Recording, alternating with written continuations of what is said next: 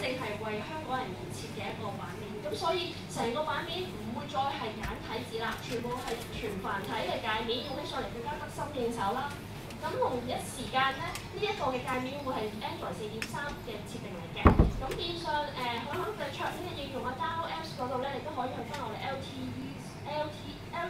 Store 嗰度咧，可以揾到一啲更加多嘅 Apps 啦，擴充你嘅娛樂界限啦。咁變相同埋咧就會係有一個5屏嘅桌面嘅。咁轉頭咧，我哋都可以示範下咩叫5屏桌面啦。咁其實呢個5屏桌面咧都係一個幾嶄新嘅功能，因為大家翻到屋企開電視嘅時候，其實就係睇緊三色台或者係睇緊其他嘅在線嘅頻道啦，無線嘅頻道啦咁但係其實如果去到我哋呢個樂視嘅電視嘅時候，我哋俾你嘅選擇係更多嘅，唔係睇三色台咁簡單啦，可能就會係我哋嘅輪播頻道啦或者係我哋會為你而挑選嘅一個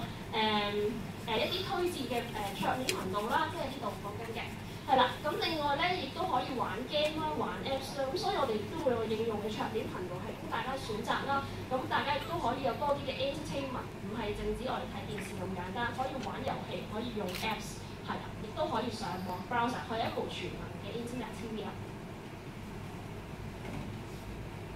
好，咁我呢度咧就會講多少少關於係嗰個 TVUI 方面，究竟有啲乜嘢係可以令到你哋個生活睇起電視上嚟更加多娛樂嘅地方啦。咁佢究竟有啲咩醒咧？既然成日講到呢個 TVUI 係個人性化嘅 UI， 咁其實佢會有一個桌面嘅搜尋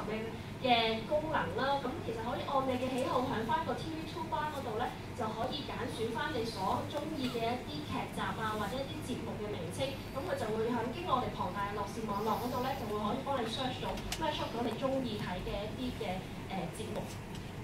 咁另外我哋都有個輪播嘅桌面頻道啦，咁會比傳統嘅頻道更加精彩嘅。我哋首次會為我哋嘅香港版嘅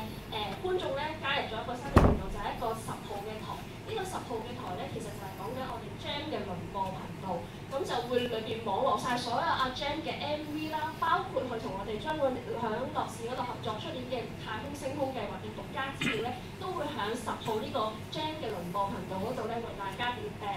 日放送，而且呢個嘅輪播頻道講緊就係冇廣告，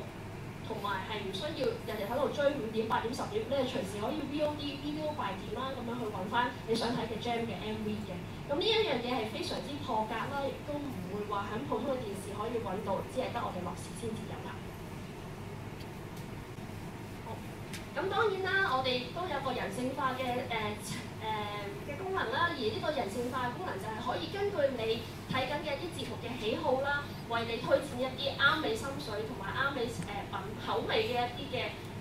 我哋嘅樂視裏邊嘅節目話翻俾你聽，咁可以教你或者係根據你嘅喜好推薦俾你去試嘅。咁呢一樣嘢咧，其實就好似平時大家玩 Facebook 嘅時候，間唔時都會見到有啲廣告點解我 Facebook 會咁多蛋糕嘅廣告咧？原來我本身好中意睇蛋糕嘅fan page 嘅嘢，咁佢會為我推介呢啲咁嘅東西，而我哋樂視都一樣會可以做得到，有啲咁樣嘅功能可以推介俾你，咁變相咧更加可以得心應手咁樣睇到你想要嘅電視節目啦。咁最後就係一個互動嘅功能啦。咁其實我哋部電視機咧就可以播到你係用語音嚟操作我哋嘅電視，或者用語音去搜尋翻所喜愛嘅一啲電視嘅節目嘅。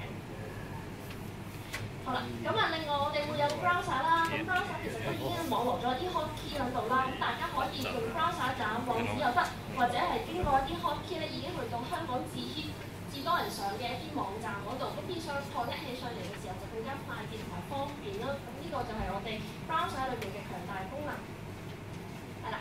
咁我哋樂視嘅電視咧，除咗係喺個系統上邊咧，我哋有呢啲人性化嘅設計之外，其實都會講緊我哋會保持活力。我哋不時係會需要我哋嘅樂迷啦，去回報發生緊對 UI 嘅一啲好用或者唔好用嘅地方咧，我哋都會希望佢可以透過我哋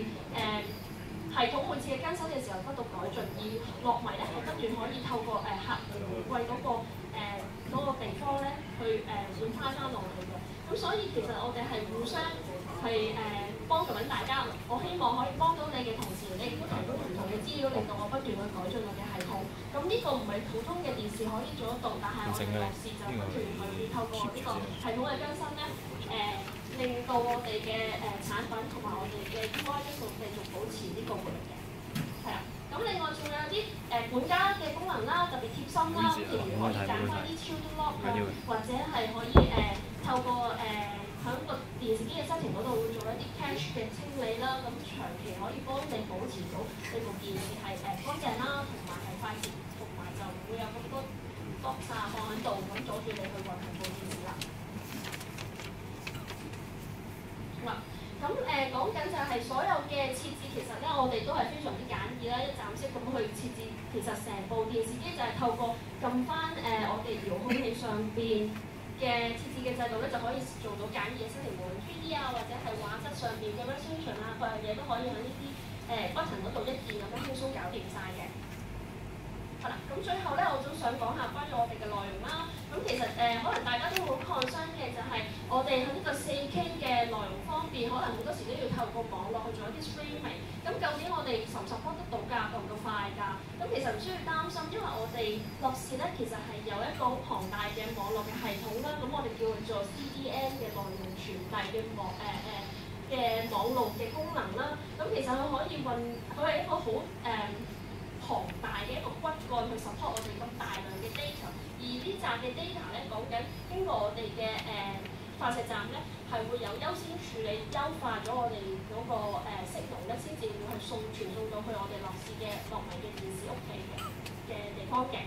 咁同埋講緊就係佢可以咧做得個智能少少嘅程序，就係當佢發覺你屋企附近嘅一啲發射站係非常之繁忙嘅時候，佢可以避過，然之後用附近另外一啲嘅發射站咧幫你傳送你嘅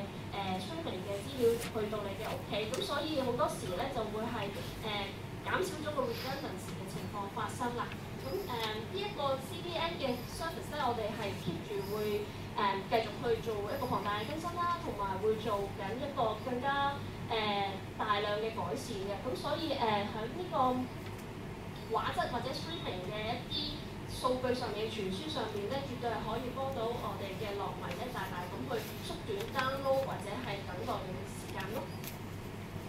好啦，咁講咗咁多咁硬件上邊或者咁 features 嘅嘢啦，咁可能我哋都想知道究竟樂視有啲咩正嘅 content 啊？點解我買呢部電視係咪就係因為佢個 hardware 咧？其實唔止啊，咁講緊就係我哋仲有好多我哋內容上面嘅嘢咧，係會 support 到。點知一部賣電視嘅點止係賣電視咁簡單咧？其實我哋仲會有一套嘅內容去 support 大家嘅。咁所以我呢個時間咧就交俾我哋同事 Ryan 啦，就會講一講究竟我哋啲咩勁嘅